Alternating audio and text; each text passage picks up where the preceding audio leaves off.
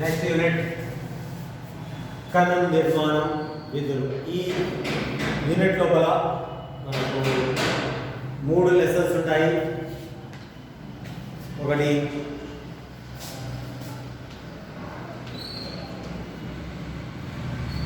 జీవ ప్రమాణం మరియు జీవ అణువులు, అదే రకంగా మనకు కణ చక్రం, కణ విభజన అనేటువంటి. అయితే మనం గమనించాల్సినటువంటి అంశం ఏంటంటే, మొదటగా జీవశాస్త్రము అంటే జీవులు వాటి యొక్క స్వరూప లక్షణాలు, అదే రకంగా అవి చేసేటువంటి విధులు, ఇంకా వాటికి ఇతర జీవులకు మధ్య సంబంధాన్ని తెలియజేసేది మనకు జీవశాస్త్రంగా మనం చెప్పుకుంటాం. అంటే అందులో వాటి స్వరూపాలు మనకు దృశ్యరూపంగా కనిపించినప్పటికీ అంతర్గతంగా వాటిలో ఉండేటువంటి నిర్మాణాలు ఏంటి అనేటువంటిది తెలుసుకోవాలి.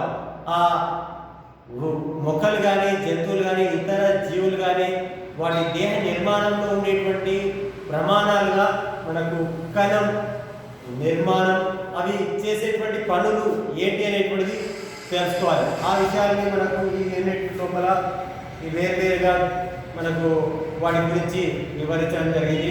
అయితే దీన్ని మనకు తెలుసుకోవడానికి, మనకు వాటి గురించి అభివృద్ధి పరచుకోవడానికి ఒక ప్రత్యేకమైనటువంటి శాస్త్రవేత్తలు ఎంతోమంది మనకు వాటిపైన పరిశోధన చేసినప్పటికీ మనకు ఎవరు జిఎన్ రామచంద్రను మనకు మన భారతదేశానికి చెందినటువంటి ఒక ప్రత్యేకమైనటువంటి శాస్త్రవేత్తగా మనం చెప్పుకుంటాం.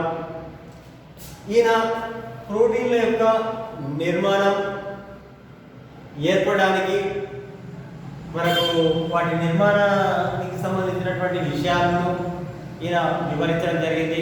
ముఖ్యంగా ఈయన మద్రాస్ స్కూల్, ఈ మద్రాస్ స్కూల్ లోపల పాలిమర్ల పైన అనురూపణ విశ్లేషణ చేసేటువంటి ఒక సంస్థ, ఆ సంస్థని స్థాపించినటువంటి వ్యక్తి ఎవరంటే రామచంద్రన్, జిఎన్ రామచంద్రన్, మద్రాస్ స్కూల్ వ్యవస్థాపకుడు. అదే రకంగా ఆయన 1954 లోపల నేచర్ పత్రిక లోపల మనకు కొల్లాజన్ అణువు యొక్క నిర్మాణం ఏర్పడడం వల్ల ఆయనకు ప్రత్యేకత, గుర్తింపు అనేటువంటిది వచ్చిందని చెప్పుకోవచ్చు. ఇక్కడ ఈయన గురించి తెలుసుకుంటే మనకు ఈ టెక్స్ట్ బుక్ లోపల మనకి ఇవ్వడం జరిగింది కాబట్టి ఈయన గురించి ఎక్కడైనా మనకు ఎంట్రెన్స్లో అడిగే అవకాశం ఉంటుంది. కాబట్టి ఆ ఎంట్రెన్స్లో అడిగే అంశాలు మనకి ఈయన ప్రోటీన్ల పైన, ప్రోటీన్ నిర్మాణం పైన పరిశోధన చేసిన, అదే మద్రాస్ స్కూల్ వ్యవస్థాపకుడు.